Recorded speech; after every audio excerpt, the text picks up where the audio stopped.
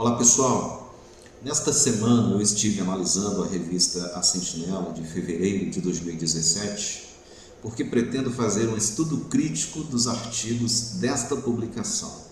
E enquanto eu estava analisando esta revista, eu encontrei na pergunta dos leitores um assunto interessante que eu gostaria de compartilhar com vocês. Na página 29, nós temos uma pergunta de um suposto leitor. E a Sociedade Torre de Vigia está aqui respondendo esta pergunta. É assim a pergunta: o apóstolo Paulo escreveu que Jeová não deixará que sejamos tentados além do que podemos suportar. Será que isso significa que Jeová determina o que cada um pode aguentar e então escolhe os problemas que vamos enfrentar?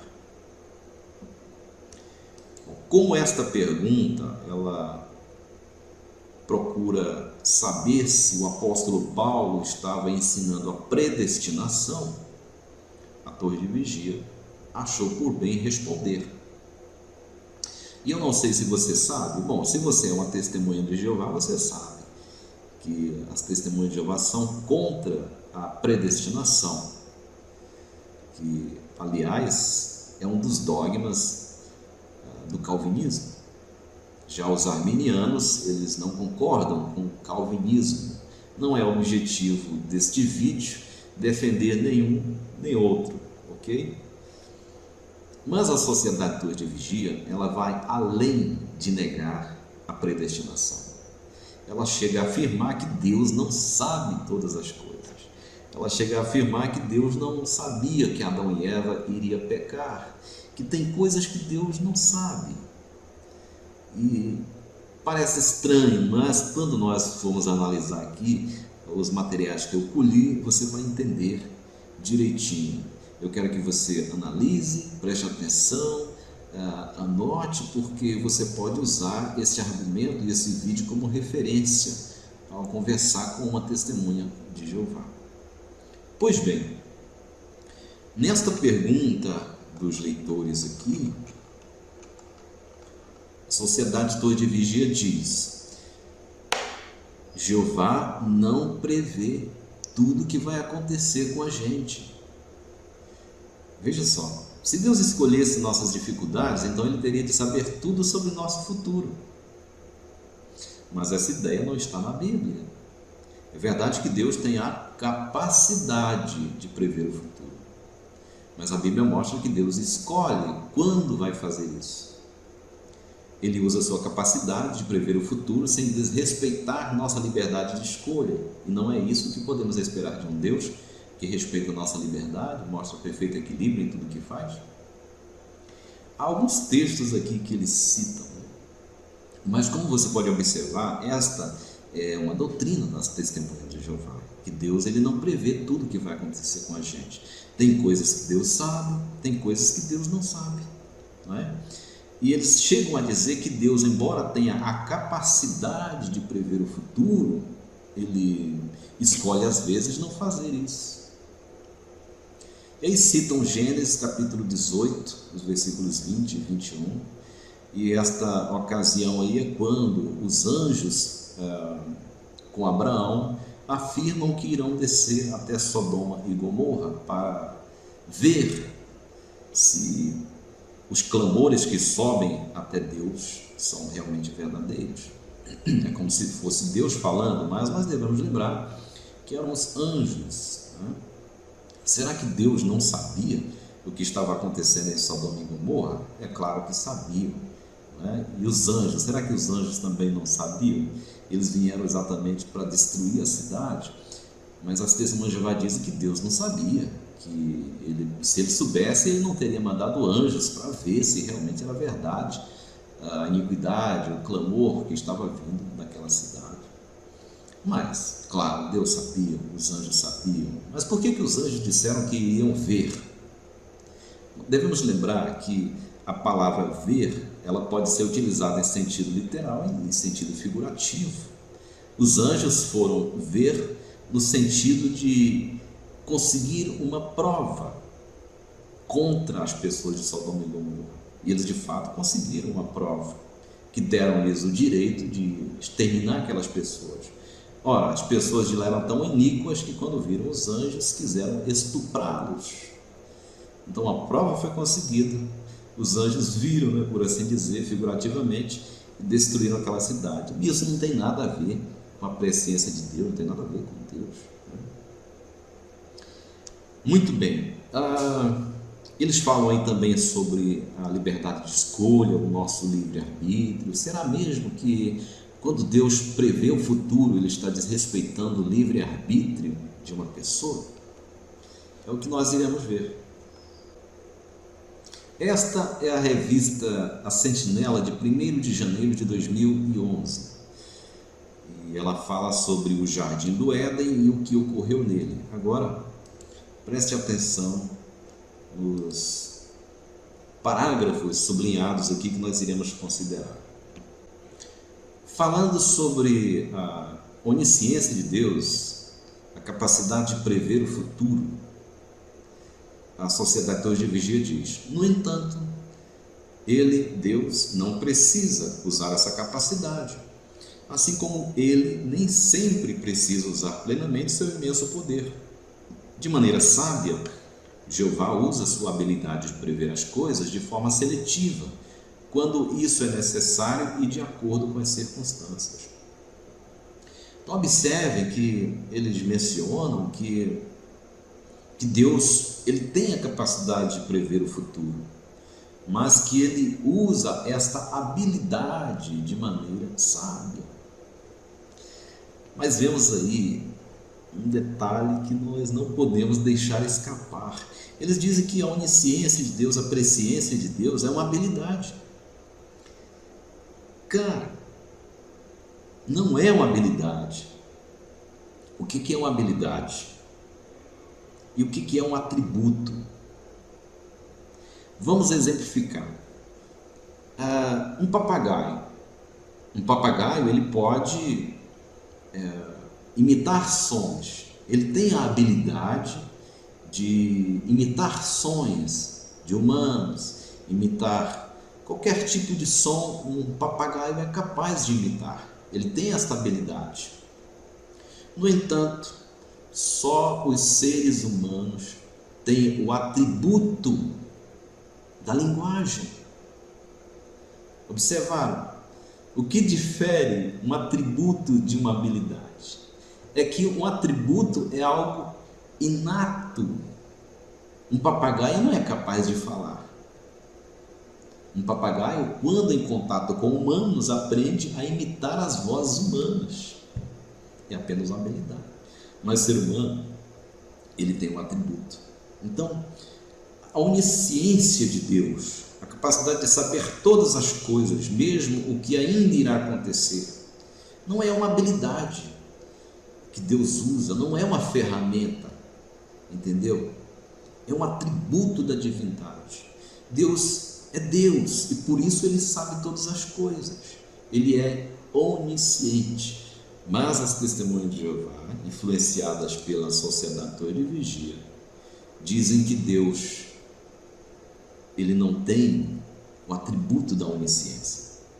Ele tem apenas a habilidade de prever o futuro e quando Ele quer. Agora observe no próximo parágrafo, eles dizem: alguém que gravou um evento esportivo tem a opção de assistir os momentos finais da partida, a fim de saber o resultado, mas ele não precisa fazer isso. Quem poderia criticá-lo se ele escolhesse assim assistir a partida inteira desde o começo? De maneira similar, o Criador, pelo visto, preferiu não ver como as coisas terminariam. Ele preferiu esperar e ver como seus filhos na terra se comportariam à medida que os eventos ocorressem. Caramba! Olha, eles gostam muito de usar ilustrações. E aí vamos usar uma ilustração, termos humanos, uma coisa minimalista destas, para tentar explicar o Todo-Poderoso, Deus, o Criador de todo o universo. Gente, é ridículo e é infantil, tá? É absurdo, né? As Escrituras mostram que em muitas ocasiões Deus não usou sua habilidade de ver o futuro. Por exemplo, foi só quando o fiel Abraão estava prestes a sacrificar seu filho que Jeová disse: agora sei deveras que teme a Deus. Quer dizer que Deus escolheu Abraão na terra dos caldeus em Ur, prometeu-lhe, fez promessas, levou-o para o estrangeiro, mas Deus não sabia se Abraão era fiel. Meu Deus do céu! Foi só quando Abraão pegou o seu filho e ia matar, aí Deus disse: rapaz, agora eu descobri, agora eu sei que você me teme, né? Porque você não ia negar o seu único filho. Gente, que absurdo! Como os líderes da torre de vigia, eles enganam as pessoas. É evidente, né, que Deus sabia que Abraão era fiel a ele. Caso contrário, não teria o escolhido para ser o pai de toda a nação dos judeus. É evidente que Deus sabia, mas Deus fez um pequeno teste apenas para que o próprio Abraão ficasse fortalecido na fé e fornecesse também um modelo, um exemplo de que no futuro ele iria oferecer o seu próprio filho em sacrifício real pela humanidade. Bom, vamos continuar aqui. Eles ainda citam aqui Salmo 78, 40, 1 de Reis, dizendo que em certas ocasiões Deus sentiu-se magoado, né, com alguns dos seus servos. E aí eles dizem: será que se Deus soubesse que as pessoas iriam fazer tais coisas, ele poderia dizer que se sentiria magoado? Novamente, né, o mesmo argumento infantil e ridículo, né? A Bíblia também diz que Deus ele tem uma mão direita, que ele tem uma mão esquerda. A Bíblia também diz que Deus está sentado em um trono. Agora eu te pergunto, será que estes termos utilizados aí, eles são literais? É claro que não. Eu poderia imaginar o Deus, o Criador dos Espíritos, sentado em um trono como um rei humano, ou com um corpo humano como o nosso limitado, com a mão direita, a mão esquerda, né? Gente, que líderes idiotas e manipuladores. A Bíblia usa termos simples, termos comuns, termos humanos e aplicam-no a Deus para fornecer um conceito minimalista, para que os humanos possam entender um pouco, né? A Bíblia diz que Deus é como um pai humano, né? Mas é evidente que a diferença é enorme, é gritante. É apenas uma maneira simples, pedagógica para nós entendermos, né? Aí no parágrafo seguinte eles dizem: Deus não criaria os humanos simplesmente para passarem por uma série de acontecimentos estranhos dos quais ele já sabia o resultado. Seria tolice usar sua presciência dessa forma. Uai, e da mesma maneira, né? Será que Deus iria criar os humanos simplesmente para passarem por uma série de acontecimentos estranhos do que ele não sabia? Podemos falar a mesma coisa, né? É ainda mais tolo da parte de Deus isso, né? Criar os humanos sem saber o que iria acontecer. É absurdo, né? Em sequência, eles dizem que quem quer colocar a culpa em Deus é Satanás. Eles acham que se Deus souber do futuro, se ele soubesse que Adão e Eva iriam pecar e que o mundo iria ficar desta maneira, então Deus seria culpado de ter criado algo para um propósito dessa natureza. Então eles dizem que Deus não sabia. E que essa história de que Deus sabia é uma invenção do diabo. É porque o diabo quer lançar a culpa em Deus, né, pelo pecado do homem. Mas é um argumento tão idiota, né, tão falso, né? Aí aqui no parágrafo final desta página, eles falam aí claramente: fica claro então que Jeová não sabia que o primeiro casal pecaria. Gente, este ensino, esta doutrina das testemunhas de Jeová do corpo governante, ela faz surgir tantas dúvidas, tantas questões, que não tem pé e nem cabeça. Vamos ver aqui algumas perguntas que surgem, para você ter uma ideia do que eu estou falando. Será que Deus, ele é negligente e irresponsável? Pois ele poderia ter feito uso da sua presciência, da sua onisciência, para saber o futuro e evitar a tragédia humana que veio ocorrendo de lá para cá, depois do pecado de Adão e Eva.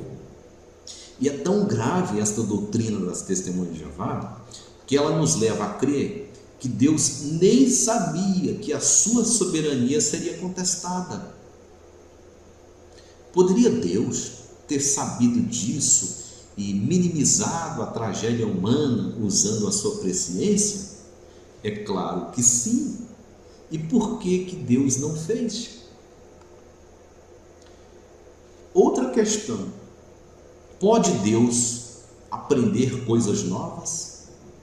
Pare um pouco e pense nessa declaração. Deus está sempre aprendendo coisas novas? Um Deus que não sabe todas as coisas é alguém que está sempre aprendendo. E isso é impossível para Deus, pois Deus não pode ser ensinado por alguém, e Ele sabe todas as coisas. O passado, o presente e o futuro só existe para nós, que vivemos no espaço-tempo que Deus criou. Para Deus não existe isso, embora seja difícil de nós entendermos. Deus sabe todas as coisas. Agora, se de acordo com as testemunhas de Jeová, Deus tem coisas que Ele não sabe, se Ele ainda tem algo a aprender, então Ele ainda não é Deus. Outra questão: por que Deus não quis saber do futuro? Se você ouvisse o telefone tocar insistentemente, você deixaria de atendê-lo porque não quer saber se é uma notícia boa ou se é uma notícia ruim? Já imaginou? Um pai não atende o telefonema de um filho porque ele não quer saber. E aí aconteceu um acidente e a ligação poderia ter salvo a vida do seu filho. No caso de Deus, com relação a Adão e Eva no jardim do Éden e a queda do ser humano, será que o que estava em questão era algo tão banal que Deus disse: eu não quero saber? Outra questão: o livre-arbítrio humano é invalidado pela presciência divina? Será que saber o futuro é o mesmo que causá-lo? Será que Deus saber que você no futuro vai cometer um pecado grave, será que isso significa que Deus causará isso? Ou que Deus causou isso com antecedência? De maneira nenhuma. Deus saber que Adão e Eva iriam pecar, que iriam ser desviados por uma mentira, não é o mesmo que causar? Não é? Outra pergunta: a partir de quando Deus decidiu saber o futuro? Após o pecado? Porque tem aquela história da primeira profecia, quando Adão e Eva pecaram e nasceu o primeiro filho de Adão e Eva, Deus disse: trarei inimizade entre ti e a serpente, entre o teu descendente e o descendente dela. A serpente morderá o calcanhar do teu descendente, e o teu descendente pisará, machucará a cabeça da serpente. Foi a primeira profecia. Então, será que foi a partir daí que Deus ele decidiu saber o futuro? E o que dizer da Bíblia, que diz que o Cordeiro de Deus foi morto desde a fundação do mundo? O mundo foi fundado antes de Adão devido à existência com Eva, não é? Mais uma questão: Deus sabia que Adão e Eva tinham a capacidade de ser leais mesmo, mas não sabia se eles seriam ou não leais. Então, será que Deus estava dando um tiro no escuro? Cara, é como você ter uma empresa e você precisa contratar um presidente, um CEO, e qualquer deslize, qualquer mínimo erro, a sua empresa vai à falência. Mas você resolve contratar um funcionário e você não quer ter nenhuma informação sobre ele. Quais empresas ele trabalhou, por que ele saiu delas, quais são as suas habilidades, qual é a sua formação, que espécie de pessoa ele é. Você não quer saber de nada. Não quero nem saber. Eu vou colocar ele como presidente da minha empresa. Já imaginou?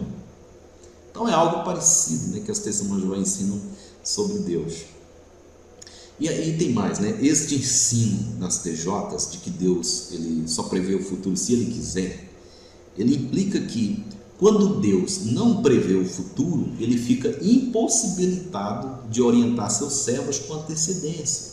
Assim, Ele não é capaz de prevenir, mas apenas de remediar. E ainda, se Deus usa essa tal presciência seletiva que as testemunhas de Jeová ensinam para orientar algum servo em detrimento de outros, esta atitude demonstraria amor, imparcialidade da parte de Deus? As TJs concordam com Jesus, que disse que Deus sabe o dia e a hora. Mas veja, você não acha estranho que Deus tivesse escolhido o dia e a hora do futuro, mas que não tivesse conhecimento do que iria ocorrer durante todo este período, antes do fim? Então, são perguntas que surgem quando nós analisamos esta doutrina maluca das testemunhas de Jeová, de que Deus tem uma habilidade de presciência seletiva, de que Ele não é onisciente, de que Ele pode aprender novas coisas, que Ele não sabe de tudo. É um absurdo, né? E aí podem surgir até situações cômicas, né? Nós podemos até imaginar situações cômicas, como diz o meu amigo Fernando Galo, né? Já imaginou Jesus conversando com Deus lá na época da criação? Aí ele diz para Jeová assim: Pai, será que Adão e Eva eles vão pecar? Aí Deus diz assim: meu filho, eu não quero nem saber. Você já imaginou uma coisa dessa? É um absurdo, né? Ou então, Deus conversando com o arcanjo Miguel no céu sobre Davi, aí ele diz assim: Miguel, eu estou preocupado com Davi. Preocupado com o quê, meu Senhor? É porque Davi está arrastando asas para aquela mulher, Batseba. Eu estou preocupado que de repente Davi cometa adultério. Mas Miguel, vamos ter fé em Davi, né? Você já imaginou? Deus ter fé, né? É um absurdo, cara, é um absurdo. É um absurdo essa doutrina. Não dá para engolir, né? Aí Miguel diz para Deus: Senhor, mas está chegando aí Gabriel, o anjo Gabriel, que estava lá na corte do rei agora há pouco, e teve um acontecimento lá, eu nem quis tocar no assunto, mas Gabriel vai lhe dizer. Aí Gabriel chega para Deus e diz: Senhor, eu tenho uma notícia de Davi, e aconteceu algo terrível. Ele não só adulterou, como ele engravidou Batseba e ainda mandou matar Urias. E aí Deus: Miguel e Gabriel, eu só não vou falar meu Deus, porque eu sou Deus, senão eu dizia: meu Deus do céu. Gente, é hilário, né? Então, pega esse vídeo, guarde-o como referência, pega as referências citadas das publicações que eu apresentei aqui e utilize estes argumentos para mostrar para uma testemunha de Jeová que elas estão seguindo uma caricatura de Deus, que o Deus que a Torre de Vigia apresenta a elas não é o Deus verdadeiro, o Pai de nosso Senhor Jesus Cristo, mas é um Deus inventado, uma caricatura, um falso Deus. Ok? Um abraço, obrigado pela atenção.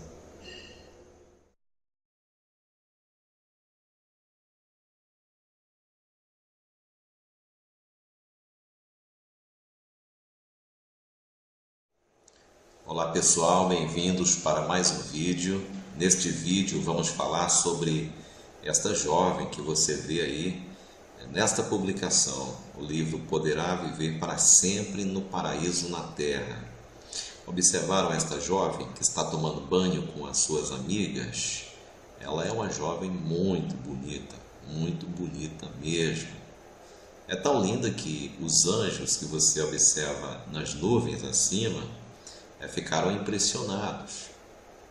E essa ilustração que é produzida pela Sociedade Torre de Vigia, nesse livro, Poderá Viver para Sempre no Paraíso da Terra, que era um livro de estudo muito utilizado na década de 80 e início da década de 90, ela procura narrar o relato de Gênesis, no qual as Escrituras dizem que os filhos do verdadeiro Deus observaram as mulheres dos homens, viram que elas eram belíssimas e foram tomar estas mulheres e casaram-se com elas e tiveram filhos com elas.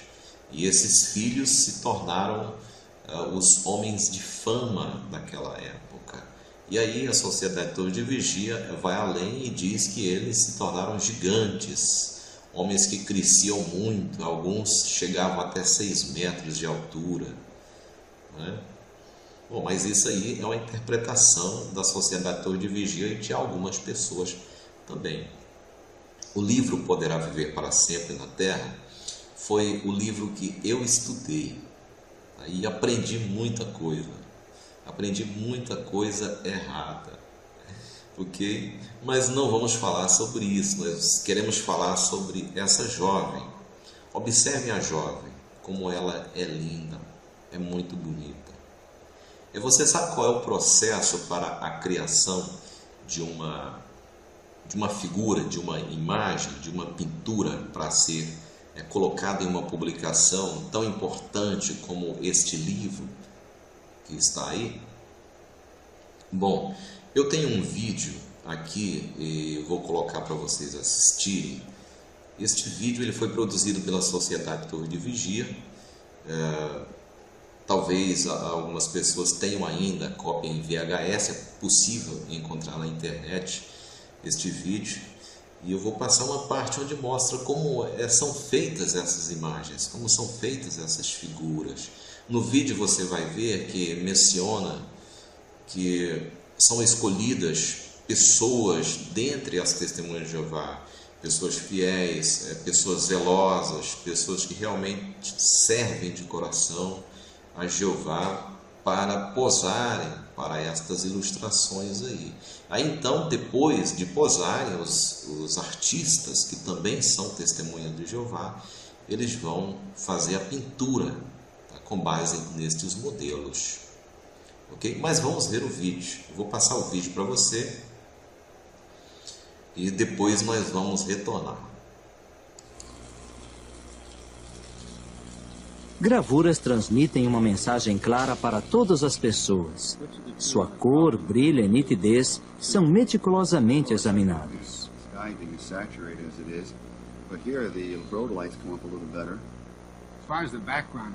Gravuras, poderosas mensagens sem palavras. Imagens gráficas são usadas para estimular o coração e a mente. Trabalhando a partir de ideias aprovadas, os cenários são montados e fotografados, e depois desenhados ou pintados por artistas.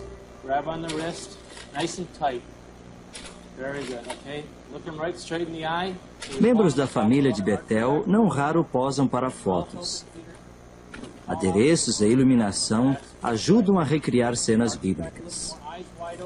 Ensina seus modelos a transmitir o correto tom dramático.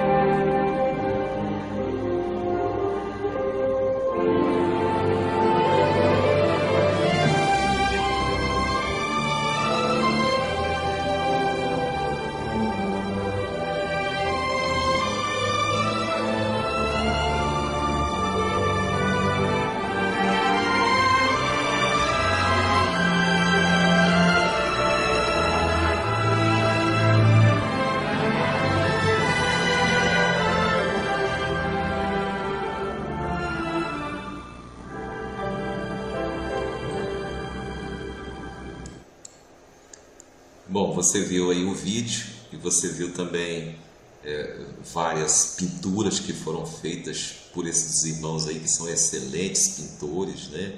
E as pinturas que eles fizeram lembram muito os modelos que foram utilizados. E quando vemos essas ilustrações, por exemplo, no livro Maior Homem, né, vemos com perfeição os traços das pessoas que foram utilizadas como modelos. Todos estes modelos eram irmãos e irmãs, testemunhas de Jeová, pessoas fiéis que foram escolhidas nas congregações, né, entre irmãos leais, para fazerem parte destas ilustrações, destas figuras. E estas figuras, vocês sabem, são utilizadas nas publicações, né? Ok? Então, esta jovem que está aqui, e ela não foi utilizada, essa imagem aí não foi utilizada apenas esta vez, ela foi inserida em muitas publicações. Depois eu vou mostrar outras também, onde ela aparece, a mesma imagem, né? Certamente o corpo governante iria escolher uma irmã dentre as trabalhadoras de tempo integral, uma pioneira regular, quem sabe uma missionária, uma pioneira especial, zelosa, uma irmã que realmente fosse uma serva leal de Jeová. Afinal, ela iria aparecer em um livro de estudo, iria aparecer em uma brochura, iria aparecer também em revistas A Sentinela. Então, só podia ser uma irmã, não é? Uma irmã zelosa. E quem é esta irmã? Será que foi escolhida mesmo uma irmã para ser a modelo da mulher que seduziu os anjos de Jeová? Na verdade, essa mulher aí, ela é uma atriz famosa, ok? E se você ainda não sabe disso, o nome dela é Pascale Petit, ok? E esta imagem aí que você vê, a imagem desta jovem, desta mulher, ela foi retirada de uma foto famosa de Pascale Petit, ok? Vamos falar muito sobre a Pascale Petit, ok? Eu vou mostrar para vocês aqui mais algumas imagens dela. Aqui está a revista Stern, e aí está uma das fotos famosas de Pascale Petit. Observe os detalhes. os cabelos molhados, as franjas soltas pelo rosto, o nariz, o sorriso, tá? O pingo de água, ok? Caindo do queixo, certo? Agora vamos voltar a imagem para você conferir. Olha só, é ela mesma, Pascale Petit, atriz francesa famosíssima da década de 60 e 70, que encantou o corpo governante. Foi ela que as escolheram para fazer parte do livro Poderá, para uma figura muito conhecida das testemunhas de Jeová, né? Agora vamos ver aqui outra publicação onde ela aparece. Aqui está a brochura Espírito dos Mortos. Aqui nós encontramos na página 9 a mesma ilustração. E aqui está bem mais nítida, bem mais visível, você pode conferir os detalhes, né, como a boca, o sorriso, o cabelo, o pingo de água caindo do queixo. Apenas colocaram aqui uma roupa, né? Mas voltarmos aqui, ela não tem essa roupa, apenas colocaram lá, né? Observaram aí? Então não há dúvida, né? Então na brochura aqui, Espírito dos Mortos, ela também aparece. Mas vamos ver algumas fotos de Pascale Petit para você ver como realmente essa mulher era linda. Hoje ela tem aí os seus 78 anos de idade. Pascale Petit foi uma famosa atriz francesa que fez muitos filmes. Para você ter uma ideia, ela fez aí cerca de 37 filmes. Ela fez muitos filmes de faroeste que eram muito famosos naquela época. Ela era bastante conhecida, então aquele rosto bonito de uma mulher morena que você vê naqueles filmes faroeste antigo, talvez seja Pascale Petit, porque ela fez 37 filmes, ok? Ela também fez 14 produções para a televisão e em 2007, 2010 ela atuou em peças teatrais. Tá? Ela hoje está com seus 78 anos de idade, mas ela continua bonita, né? Vamos ver algumas fotos aqui de Pascale Petit. Olha só, tem dúvida? Esta aí é ela com a sua idade já avançada, mas mesmo assim ainda muito bonita. E aí bem jovem, tá? Na época em que começou a sua carreira. Olha que mulher linda. Ela era uma atriz lindíssima. Essa foto foi tirada naquela época, né? Os cabelos molhados, né? Olha só como ela tinha um corpo escultural. Aqui em uma superprodução, Uma Rainha para César, um filme no qual ela ficou muito conhecida no mundo inteiro. E este filme você pode assistir, é só procurar no YouTube que ele ainda existe, tá? Então eu tenho aqui várias imagens dela. Olha que mulher belíssima, linda. Pascale Petit, ela fez muitos filmes, ela era bastante conhecida, né? Curta aí A Dama que Seduziu o Corpo Governante, Pascale Petit. E aqui em uma superprodução cinematográfica, ela e Jeffrey Hunter, no filme Find a Place to Die. Excelente atriz, excelente cantora, mulher linda, maravilhosa. Pascale Petit fazia filmes sensuais, ela era muito sensual, então ela fez filmes onde ela aparecia completamente nua e que era um escândalo naquela época, né? Mas ela foi escolhida, né? Uma pioneira, olha só, né? Ela não tinha muito pudor, né? Ela fazia questão de mostrar o corpo dela, filmes e fotos. E com certeza o corpo governante conhecia Pascale Petit, sabia quem era aquela mulher. Porque como você viu no vídeo, ali menciona-se que quando se escolhe uma pessoa para ser um modelo para uma figura, para uma imagem, ela é bem escolhida, tem que ser escolhida dentre os servos de Jeová, né? Olha aí, ela nua em uma cena do filme Uma Rainha para César. Muito sensual, sensualizável e claro, né? Ela era muito bonita mesmo, né? Então o corpo governante, quando viu Pascale Petit, é essa aí a mulher, porque uma pioneira regular aí das congregações, não tem como. Para conquistar anjos tem que ser Pascale Petit. Esta mulher, sim, esta aí, pode colocar na figura, porque ela tem a beleza, tem a sensualidade, tem todo o sex appeal para conquistar até os anjos, né? Para desviar até os anjos do céu. Pascale Petit, né? A dama que seduziu, que encantou o corpo governante. Será que o corpo governante não sabia quem era essa mulher? O corpo governante, eles com certeza assistiram muitos filmes de Pascale Petit, mas aprovaram, né? Quando se faz uma ilustração para uma publicação, como nós vimos no vídeo, ela é minuciosamente analisada, ela é escolhida com cuidado, né? Mas Pascale Petit, tem que aprovar mesmo, né? Pascale Petit, eu também aprovava na hora. Muito bem, vamos ver aqui a brochura. Nós vimos essa brochura aqui, ó, Espírito dos Mortos, página 9, tem a ilustração dela. Agora recentemente, né, quando saiu a impressão da nova brochura, a sociedade tirou a imagem de Pascale Petit, porque caiu na rede, né? Todo mundo descobriu.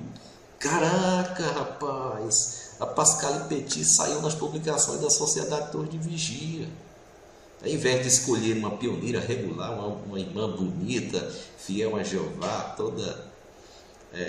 toda cheia de privilégios, ela escolhe uma mundana, uma pessoa do mundo, uma atriz pornográfica para colocar nas publicações. Aí a sociedade caiu em si, tem que tirar, né? E aí tiraram.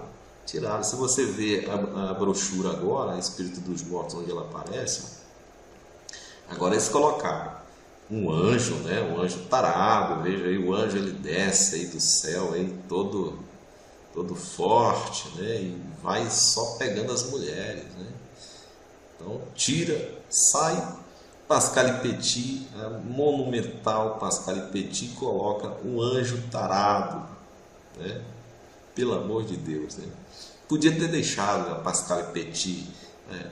Linda, lindíssima, uma atriz espetacular, né? Pois é, gente, é isso aí, né? Pascale Petit, a dama que seduziu o corpo governante. O corpo governante não iria escolher uma pioneira regular, uma irmã de uma das congregações ao redor do mundo, né? Porque ninguém tem o sex appeal que Pascale Petit tem, a sensualidade, né? A beleza, de fato. Ela era a mulher mais bonita do mundo daquela época, de acordo com a visão da Torre de Vigia e do corpo governante. Ok? Ela foi escolhida, né? Muito bem. E você já se apaixonou já pela Pascale Petit? Assim como nós, os dissidentes? Se você ainda não se apaixonou por Pascale Petit, eu vou colocar uma partezinha do filme Find a Place to Die, com Jeffrey Hunter, onde ela foi uma protagonista, tá? E aí com certeza você vai se apaixonar por ela. E se você é uma testemunha de Jeová e você não sabia disso, agora você sabe, também vai se apaixonar, ok?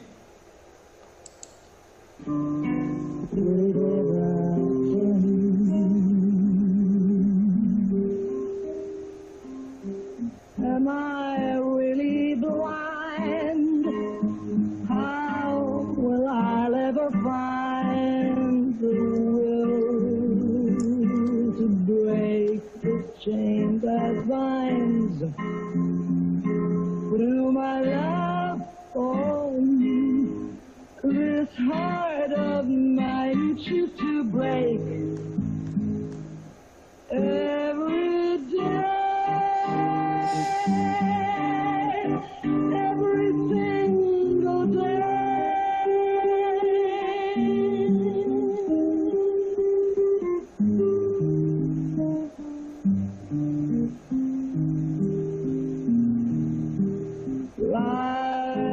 soul possessed.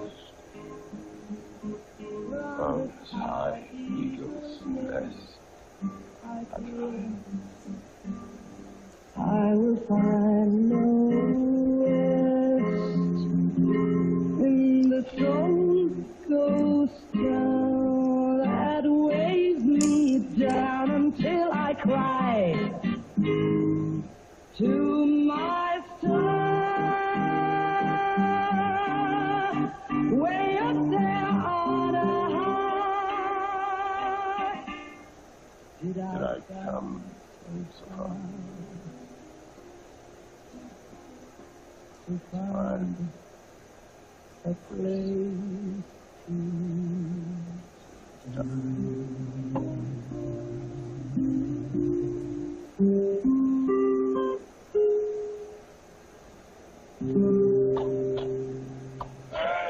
bueno, Nita. Bravo, bravo. Aqui nós encontramos na página 9 a mesma ilustração. E aqui está bem mais nítida, bem mais visível, você pode conferir os detalhes, né, como a boca, o sorriso, o cabelo, o pingo de água caindo do queixo. Apenas colocaram aqui uma roupa, né? Mas voltarmos aqui, ela não tem essa roupa, apenas colocaram lá, né? Observaram aí? Então não há dúvida, né? Então na brochura aqui, Espírito dos Mortos, ela também aparece. Mas vamos ver algumas fotos de Pascale Petit para você ver como realmente essa mulher era linda. Hoje ela tem aí os seus 78 anos de idade. Pascale Petit foi uma famosa atriz francesa que fez muitos filmes. Para você ter uma ideia, ela fez aí cerca de 37 filmes. Ela fez muitos filmes de faroeste que eram muito famosos naquela época. Ela era bastante conhecida, então aquele rosto bonito de uma mulher morena que você vê naqueles filmes faroeste antigo, talvez seja Pascale Petit, porque ela fez 37 filmes. Ok? Ela também fez 14 produções para a televisão e em 2007, 2010 ela atuou em peças teatrais. Tá? Ela hoje está com seus 78 anos de idade, mas ela continua bonita, né? Vamos ver algumas fotos aqui de Pascale Petit. Olha só, tem dúvida? Esta aí é ela com a sua idade já avançada, mas mesmo assim ainda muito bonita. E aí bem jovem, tá? Na época em que começou a sua carreira. Olha que mulher linda. Ela era uma atriz lindíssima. Essa foto foi tirada naquela época, né? Os cabelos molhados, né? Olha só como ela tinha um corpo escultural. Aqui em uma superprodução, Uma Rainha para César, um filme no qual ela ficou muito conhecida no mundo inteiro. E este filme você pode assistir, é só procurar no YouTube que ele ainda existe, tá? Então eu tenho aqui várias imagens dela. Olha que mulher belíssima, linda. Pascale Petit, uma irmã que realmente fosse uma serva leal de Jeová. Afinal, ela iria aparecer em um livro de estudo, iria aparecer em uma brochura, iria aparecer também em revistas A Sentinela. Então, só podia ser uma irmã, não é? Uma irmã zelosa. E quem é esta irmã? Será que foi escolhida mesmo uma irmã para ser a modelo da mulher que seduziu os anjos de Jeová? Na verdade, essa mulher aí, ela é uma atriz famosa, ok? E se você ainda não sabe disso, o nome dela é Pascale Petit, ok? E esta imagem aí que você vê, a imagem desta jovem, desta mulher, ela foi retirada de uma foto famosa de Pascale Petit. Okay? Vamos falar muito sobre a Pascale Petit, ok? Eu vou mostrar para vocês aqui mais algumas imagens dela. Aqui está a revista Stern, e aí está uma das fotos famosas de Pascal e Petit. Observe os detalhes: os cabelos molhados, as franjas soltas pelo rosto, o nariz, o sorriso, tá? O pingo de água, ok? Caindo do queixo, certo? Agora vamos voltar à imagem para você conferir. Olha só, é ela mesma, Pascal e Petit, atriz francesa famosíssima da década de 60 e 70, que encantou o corpo governante. Foi ela que as escolheram para fazer parte do livro Poderá, uma figura muito conhecida das testemunhas de Jeová, né? Agora vamos ver aqui outra publicação onde ela aparece. Aqui está a brochura Espírito dos Mortos, de Vigia. Talvez algumas pessoas tenham ainda cópia em VHS, é possível encontrar na internet este vídeo. E eu vou passar uma parte onde mostra como são feitas essas imagens, como são feitas essas figuras. No vídeo você vai ver que menciona que são escolhidas pessoas dentre as testemunhas de Jeová, pessoas fiéis, pessoas zelosas, pessoas que realmente servem de coração a Jeová para posarem para estas ilustrações aí. Aí então, depois de posarem, os artistas, que também são testemunhas de Jeová, eles vão fazer a pintura, tá, com base nestes modelos. Ok? Mas vamos ver o vídeo. Eu vou passar o vídeo para você e depois nós vamos retornar. Gravuras transmitem uma mensagem clara para todas as pessoas. Sua cor, brilho e nitidez são meticulosamente examinados.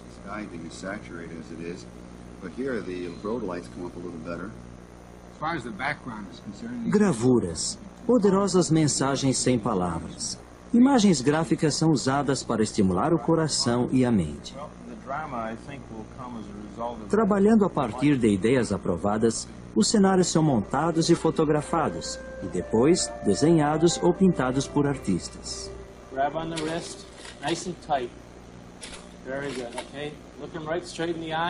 Membros da família de Betel não raro posam para fotos.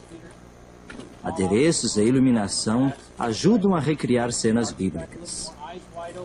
Ensina seus modelos a transmitir o correto tom dramático.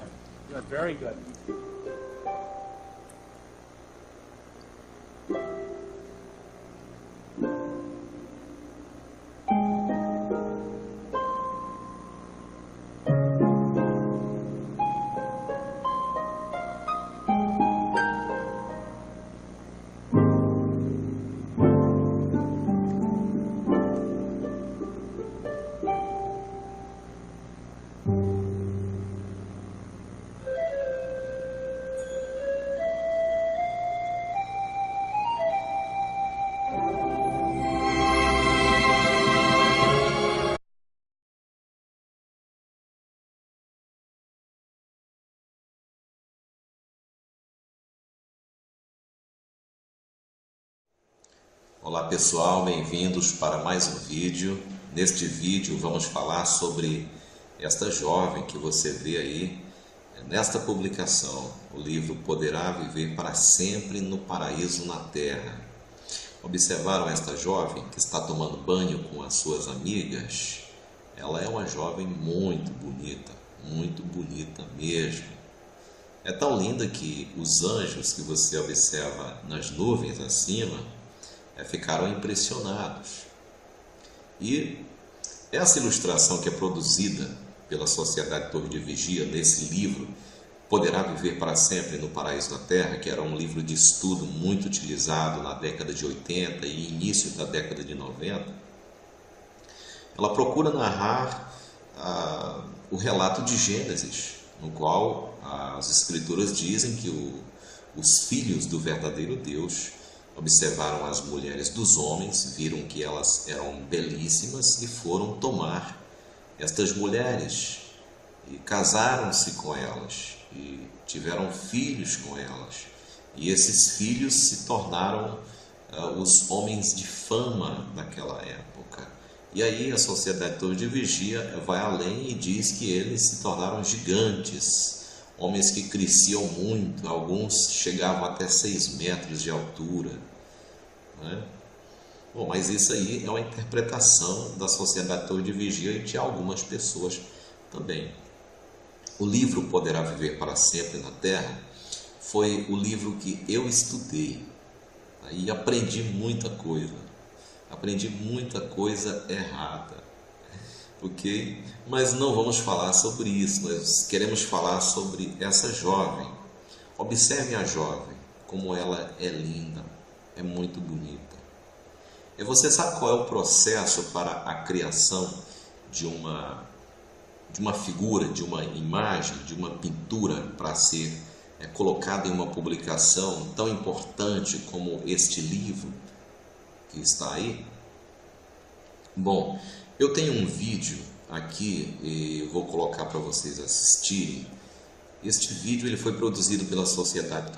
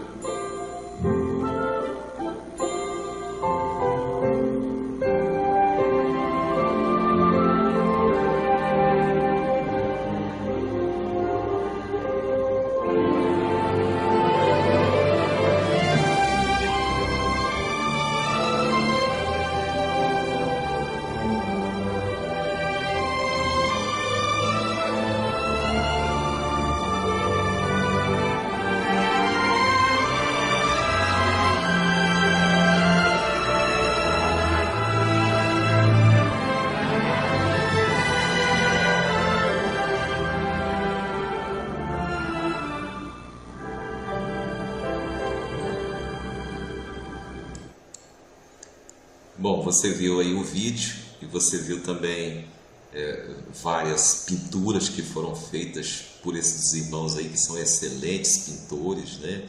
E as pinturas que eles fizeram lembram muito os modelos que foram utilizados.